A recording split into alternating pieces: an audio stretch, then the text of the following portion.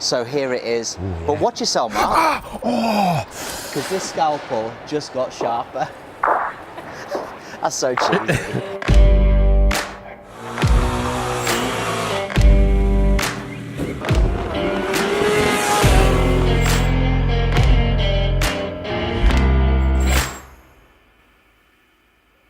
So this is KTM's brand new 890 Duke R. What a bike. Yeah, I mean... Well, they're saying the scalpel just got sharper. So obviously we tested the 790 Duke last year, or this year, sorry, in July. Yeah. And we were massive fans of that bike, Mark, weren't we? 100%. Great bike to ride, great handling, tremendous engine, real showpiece of a motor. And It had loads of go, didn't it? Yeah, loads of torque, instant performance in every gear. Once you got it right to the very top of the rev range, then it runs out of puff. But where you want the performance is where you got the performance. Yes. So for road use, particularly, huge fun. Huge fun. But of course, like with the 1290, what they've decided to do is kind of just dial everything up a couple of notches, yes. and we've ended up with this bike, the 890R. Well, so 890, I think, you know, for us, I think that was a surprise, you know, like as in, maybe if you're on the inside lines of KTM, you might be thinking, okay, well, you know, perhaps they'll make an 890 rather than a 790. For me, it was a surprise because I don't think either of us in that, when we rode the bike, were thinking, God, this needs some extra power. No. So, you know, now it's up to 120 horsepower, Yeah. which is a real, you know, power height. This thing is going to be rapid. Well, there's two fundamentals here, aren't there? You know, because it's the R, there's a lowered weight, so you've lost 3 kilos, and they've done some very clever things to ensure the weight's been dropped, and they've improved performance, they've upped the performance, the engine power has gone up. That, in some ways, is a kind of happy coincidence because with the new emissions legislation, the Euro 5 legislation, they've had to do, lots of the manufacturers have had to do many different things with their bikes to ensure that they can pass that emissions test. And the way they've achieved that with this is increase the capacity of the motor. And of course, the added benefit of that is more performance, more power.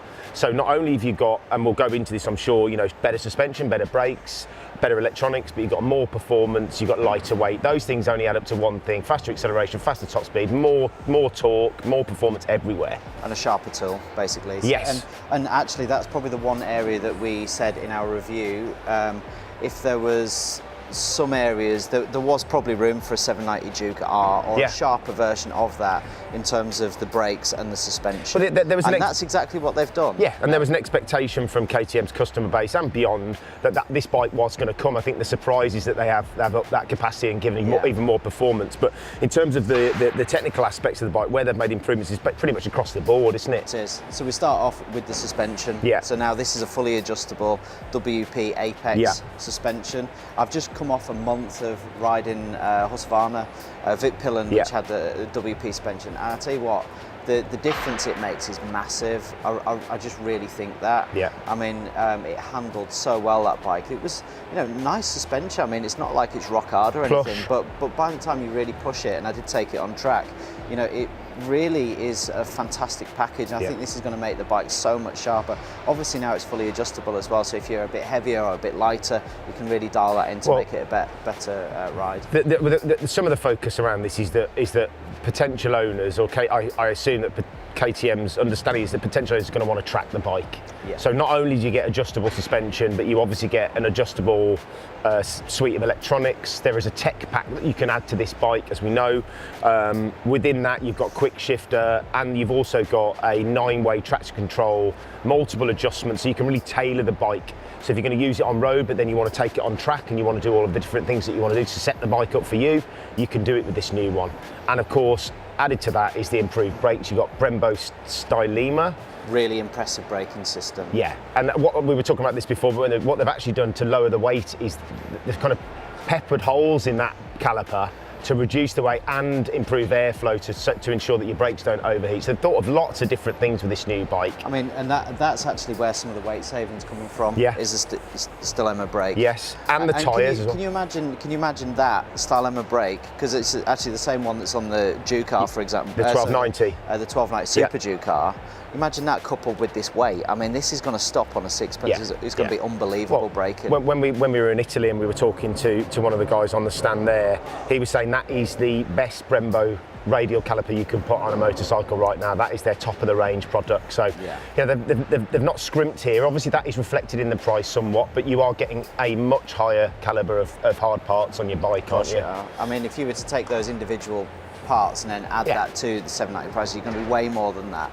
Even just for the brakes, you know, they're going to cost you you know, quite a lot of money. And the other thing that they've done, and where the other weight savings coming from, and the handling improvement, is the tyres. So, you know, I think with this 890 Duke R, the purse strings have been released a little bit. Yes. And we're not on Maxxis tyres anymore. We're on Michelin Power Cups. And I haven't rode these tyres myself, but I have rode some of the top-end Michelin products, and they are phenomenally sticky tyres, and I think that's going to transform it again and make it, you know, a really competitive machine. I mean, it is a serious bit of kit, this, isn't it? We already know that you know the foundation of this bike, the 790, that base product is an outstanding product. Yes, you might concede that they built it to a budget, but that's fine, because that makes that bike attainable for a bigger audience. It does. And actually, the sum of its parts makes a fantastic motorcycle. All they've done now is said, okay, that's your base bike, bang, we're going to put on all of the top of the range pieces, we're going to up the power, and all of a sudden you've got a serious weapon. You have. A serious weapon. What's going to be super interesting, and I know we were talking about this off camera, is how this is going to stand up against its competitors, MT-09 SP, and of course the ubiquitous Triumph 765 Street Triple RS. They're now on a very similar level price-wise. I think you were saying this is 10... This is 10,399, so 10,4, and the Street Triple is 10.3-ish, 10.4. Very, very similar. It's so competitive, about the same power.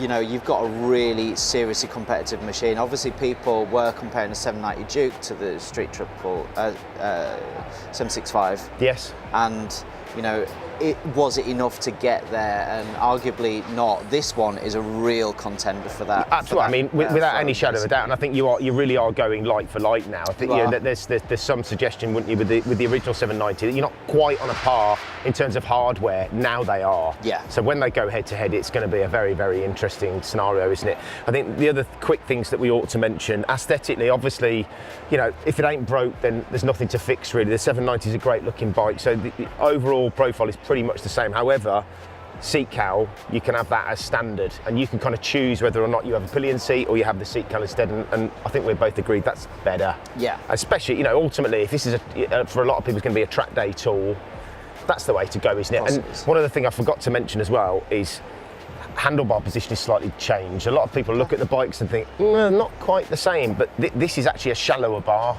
Okay. So that loop on the bar is shallower, so it's kind of pushing you. More aggressive. Yes, exactly, exactly. Aside from that, obviously new colourway. New colourway.